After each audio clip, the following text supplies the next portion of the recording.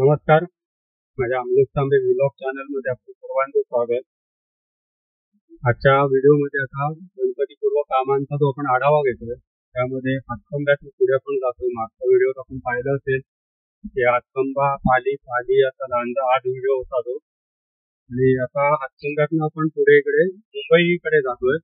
तिकडच्या भागात प्रगती काय काय झाली, कामं कुठपर्यंत झाली ते आपल्याला पाहिजे.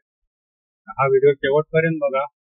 व्हिडिओ आवडत असेल तर चॅनल सबस्क्राईब करा, व्हिडिओला लाईक करा, शेअर करा आणि आपल्या मित्रपरिवारामध्ये नक्की व्हिडिओबद्दल माहिती द्या. आपला लोक आतापर्यंत जो माझ्यावर राहिलाय तो असाच राहील अशी अपेक्षा बाळगतो आणि या व्हिडिओला सुरुवात करतो. धन्यवाद.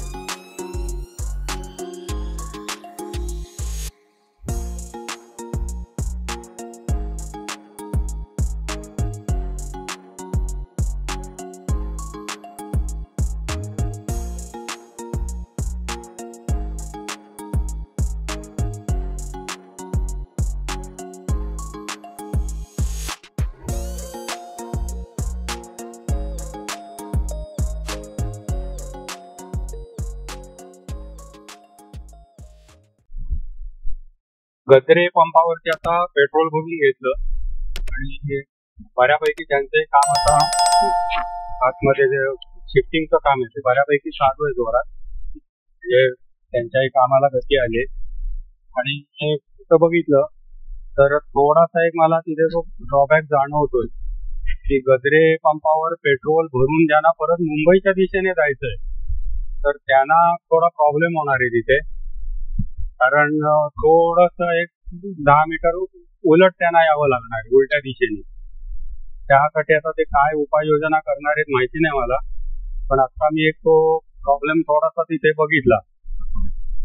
असो, त्याच्यावर काहीतरी त्यांची उपाययोजना असेल भविष्यात बघायचं आपण. तर आत्ताचा व्हिडिओ जो त्यामध्ये भाव नदीपर्यंत शक्यतो आपण जाणार आहोत आणि भाव नदीपासून पुढे संगमेश्वर असा एक पॅच आहे, त्याचंही थोडंसं आपल्याला अवलोकन करायचंय. इथे आता जर बघितलं आपण तर आपण ज्या लेन मधून जातोय मुंबईची दिशा, तिथे डाव्या हाताला मी माती कसली तरी वर आली, चिखल आहे सगळा. काय झाले काय कळायला मार्ग नाहीये. थोडा पाऊस असताना त्या साईडला जाताना म्हणजे डावी लेन जे त्या लेन मधून जाताना थोडं सावधगिरी. बाकी इथे तसं बोलण्याचं काय नाही, सगळा रस्ता ओके झालाय.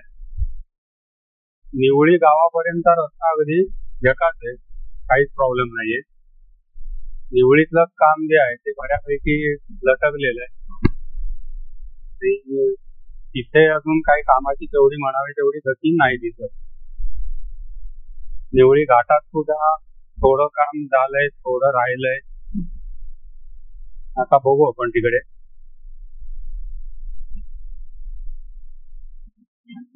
तसं बघायला गेलं तर या वर्षीचा गणपती जो आहे तो आपल्या पट्ट्यात म्हणजे कोकण विभागाचा रत्नागिरी जिल्हा आणि सिंधुदुर्ग जिल्हा इथे तेवढा असा प्रॉब्लेम येणार नाही असा मला अंदाज आहे. इथे गाड्यांची रांगच रांग दिसतीये. काय कारण असावे, कारण एसटीच्या पण बसेस आहेत इथे लागलेल्या. इथे काहीतरी कार्यक्रम दिसतोय, निरंकारी महिला काहीतरी समागम. तिथे असं बोर्ड लिहिलाय निरंकारी बाबा, त्यांचा काहीतरी सत्संग वगैरे असावा, त्याच्यासाठी सगळे भक्तगण आलेले.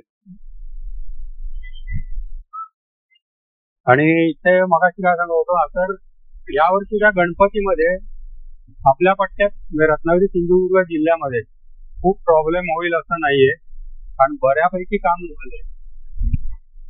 आणि मध्ये जे काही थोडेसे पॅच आहेत त्यातला एक म्हणजे भाव नदी ते संगमेश्वर हा पॅच महत्वाचा ठरणार आहे. आता बघू आपण पुढच्या व्हिडिओमध्ये तिथे काय झालंय काम ते आपल्याला बघायचं ते, पण तो पॅच जरा महत्वाचा ठरणार आहे. बाकी इकडच्या पॅच मध्ये तसं बघायला गेलं तर प्रॉब्लेमॅटिक असं काही नाही दिसत. ही सिच्युएशन तशी बऱ्यापैकी आहे. इथे आता थोडस डाव्या बाजूचं काम रेंगाळलेलंच दिसतंय. तयार आहे पण हे मधलं काम बंद असल्यामुळे तिथे पुढचा रस्ता अजून ओपन नाही केलेला. असो पण एक साईड तरी व्यवस्थित आहे. इथे आता निवळी गाव आलं. निवळी गावामध्ये सुद्धा जे पुलाचं काम चालू आहे त्याच्यामुळे बहुतेक मधला पॅच तसाच ठेवलेला, त्याच्यात अजून डेव्हलपमेंट काही नाहीये. आणि नेवळी गावाबद्दल म्हणजे सांगतो की तिथे बऱ्याच वर्षापूर्वीपासूनच तिथे पिलरचं काम अर्धवट ठेवलेलं होतं. पिलरची सुरुवात झाली आम्हाला आणि ते काम तसंच पडलेलं होतं. नंतर मग ते अनेक वर्ष तसंच पडून होतं. पुढे काही झालंच नाही तिथे डेव्हलपमेंट. आणि आता सुद्धा या गावाच्या या मधल्या पॅच मध्ये काहीच डेव्हलपमेंट नाहीये. जसं मागच्या व्हिडिओ मध्ये तुम्ही पाहिलं असेल तसंच काम इथे अजून रेंगाळलेलं आहे. तिथे डावीकडनं जो टेम्पो येतोय तिकडे गणपतीपुळा मार्ग आहे. गणपतीपुळा गड आपण चालू उजव्या बाजूने मुंबईच्या दिशेने. आता इथे हा सुद्धा मागच्या व्हिडिओ पण असंच होतं, काहीच तिथे नाही झालेलं. त्यामुळे इथलं जे काम आहे ते का रेंगाळले का होत नाही काय समजायला मार्ग नाहीये. असं इथे प्रॉब्लेम काहीच नव्हता त्यांना झालेलं आहे सगळं. म्हणजे ऍक्च्युली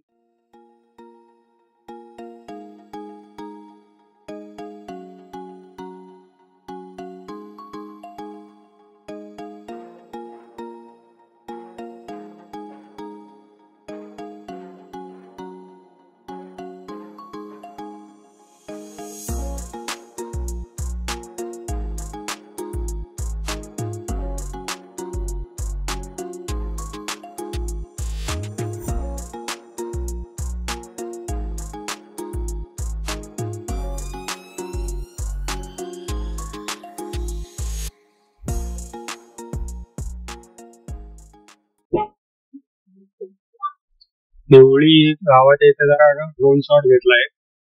पावसाने जरा कृपा केली आपल्यावर. आता पुढच्या प्रवासाला सुरुवात केली. देवळीला इथे काय एवढ्या लगेच काम होईल असं आता काही दिसत नाही. चित्र नाही, काहीच डेव्हलपमेंट नाही. ठेकेदार कोणी दिसत नाही, त्यांची कोणी माणसं दिसत नाही, काही म्हणजे काही काम नाही. देवळी गावाचा पूर्ण हा इथपर्यंत समोर जो आता दिसतोय तिथपर्यंत पॅच पूर्ण तसाच राहणार आहे. फक्त त्यातल्या त्यात समाधान एवढं रस्ता टू अँड फ्रो चालू झालाय, त्यामुळे आपल्याला समोरनं वाहन हेच करावं लागणार. इकडनं रस्ता सुरू आहे, इकडचा रस्ता चालू आहे, दोन्हीकडे रस्ते सुरू झालेत. आता घाटातला रस्ता, घाटामध्ये आता तरी काही प्रॉब्लेम नाही दिसत. मध्ये आता तिथे समोर जरा असा पॅच तो बंद ठेवला, तो मागे पण बंद होता. काय काम तिथं निघालं माहिती नाही मला. ते रस्ता मध्येच बंद केला होता.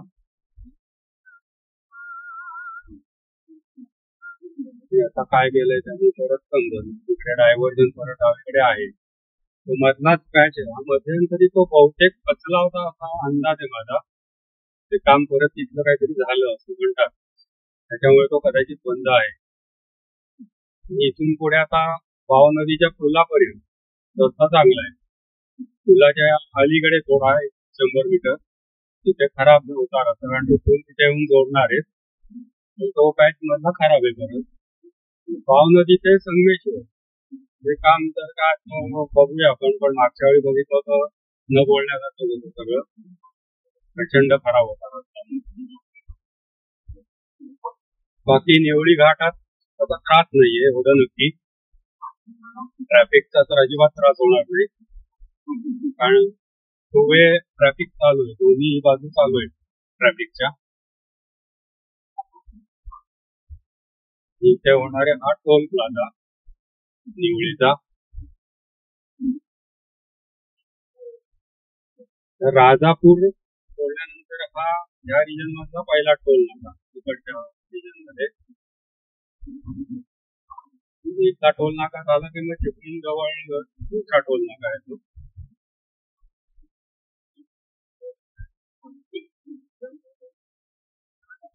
निवळीच्या घाटामध्ये आता मधला हा एक पाहिजे हा तसंच राहिला आहे, इथे पण अजून काही काम नाहीये. इथे पाण्याचा वाहन होता खाली, त्याच्यावरती छोटासा तो पूल व्हायचा आहे, त्याचं काम चालू आहे. पण बरेच महिने झाले तेवढंच काम, काही त्याचं डेव्हलपमेंट नाही. थोडी माणसं पण इकडे त्यांची दिसत नाही आम्हाला. हा मधला एक काय जरा खराब.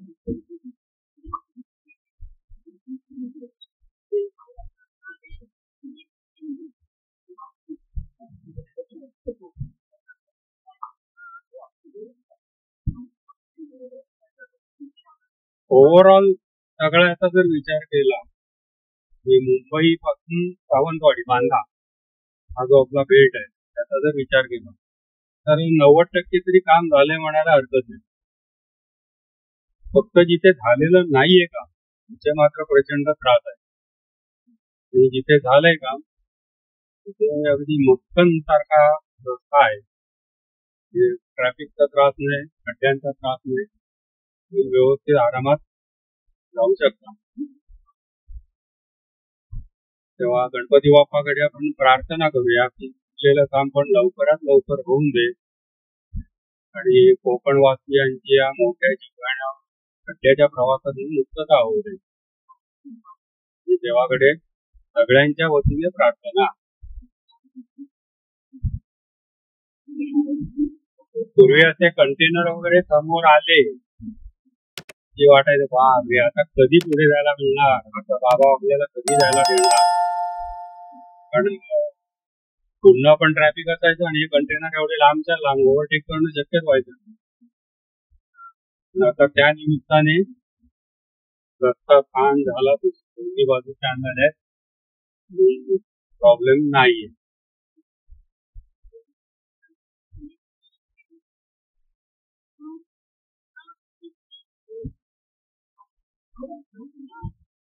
निवळीचा धबधबा मी शोधत होतो, कुठेचा स्पॉट पण समजत नाहीये कुठे गेलाय तो. मागे गेला हे देवळाला मी मागे गेला, ते दत्त मंदिर आहे इथे, याच्या पाठी कुठेतरी तो स्पॉट येतो, इथून निवळीच्या धबधब्याचं दर्शन होतं. आता तो नाही दिसला मला. आणि दुसरी गोष्ट इथे गाडीला गाडी लावायची जायचं म्हटलं तरी तुला थोडस कठीण काम आहे.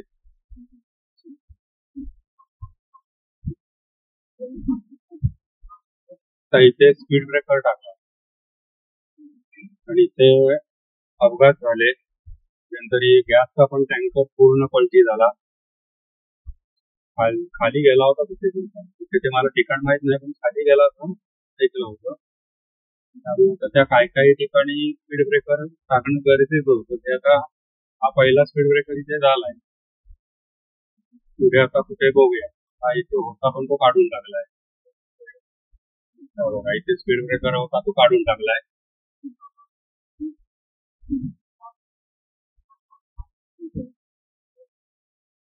हा इथे आहे, त्यामुळे इथे येणाऱ्यांनी मुंबईकडे जाणाऱ्यांनी जरा लक्षात ठेवा की मध्ये स्पीड ब्रेकर आहे.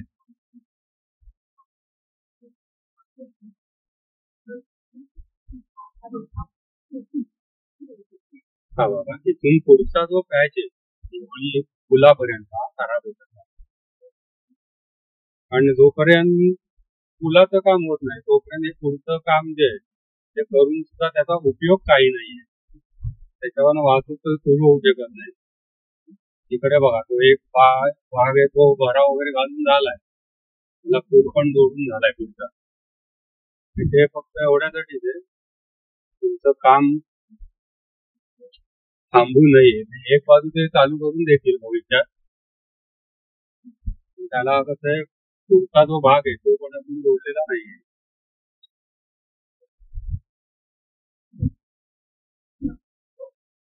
एवढा पाऊस पडून नदीला मात्र आता काय पाणी नाहीये. बऱ्याच ठिकाणी ओस पडलेली आहे नदी. हा व्हिडिओ मी आता इथे थांबवतो. व्हिडिओ माझे आवडत असतील तर नक्की लाईक करा, शेअर करा. चॅनल सबस्क्राईब केलं नसेल तर सबस्क्राईब करा. आपल्या परिवारामध्ये पण चॅनल बद्दल माहिती द्या. व्हिडिओ शेवटपर्यंत बघा. आपल्या आतापर्यंतच्या सहकाराबद्दल आभारी आहे. धन्यवाद.